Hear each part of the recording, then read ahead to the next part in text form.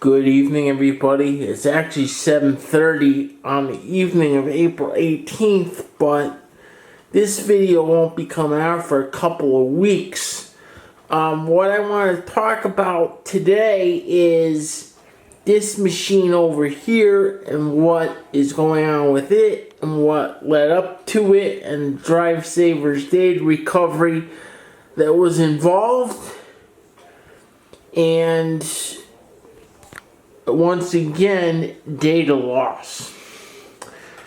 This is a gentleman that came in here from a little bit further away, about 20 minutes away.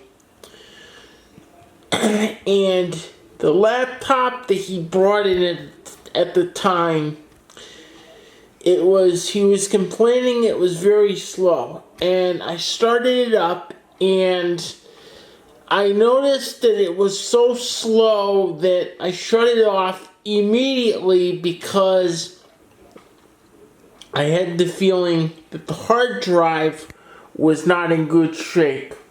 It was almost as slow, this one over here was almost as slow as this guy's original computer was. And I shut it off immediately and I called them up and told them that I was going to have to do yet another swap and clone.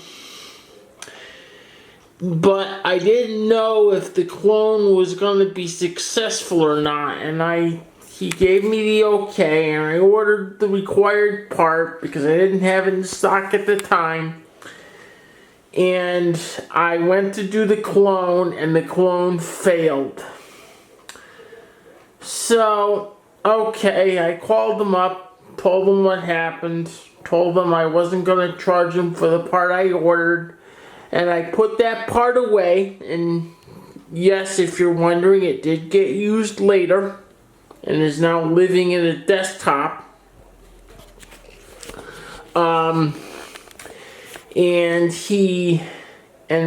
And then I tried to immediately extract the data from it, and the drive would talk to my computer, but it was incredibly slow, and it was so slow that I couldn't do it. And I let the guy know. Well, long story short, what I didn't know at the time was that this guy has a lot of data. And I will go over exactly how much data later on when I get into talking about the setup of this machine that you're looking at a little more after the hard drives, and yes, I said drives, that I need for it show up. They'll be here later on in the week.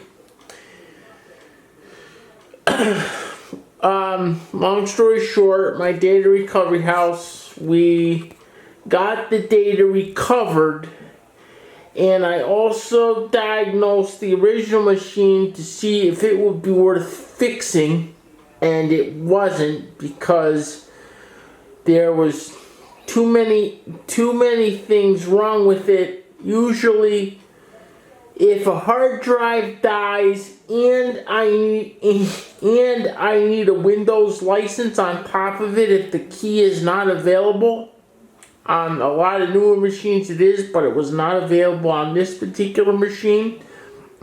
If the key is not available, then between the labor, having to get the license, and having to get the hard drive, the laptop is lost cause, which is what happened here. The laptop was taken to the transfer station, and on the same day that it was taken to the transfer station, I also sent the hard drive over to FedEx in Watertown to send that off to my data recovery house, which is located in California.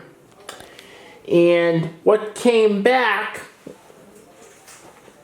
and what comes back from the data recovery house is this box that was over here. And I'll do a video on what's in this box. I'll actually probably shoot it tomorrow. Take a few minutes tomorrow and shoot it. And we'll probably see that in a few weeks. And I'll go over everything about what's in this box and how awesome they are and everything else. But I sent the drive off. They were able to recover 100% of the data that we were looking for. The box is obviously here now. And we're getting ready to put that data on to this laptop, which, because of the amount of the data involved, brings up a few challenges, which I'll talk about in the next video coming up after the parts are here.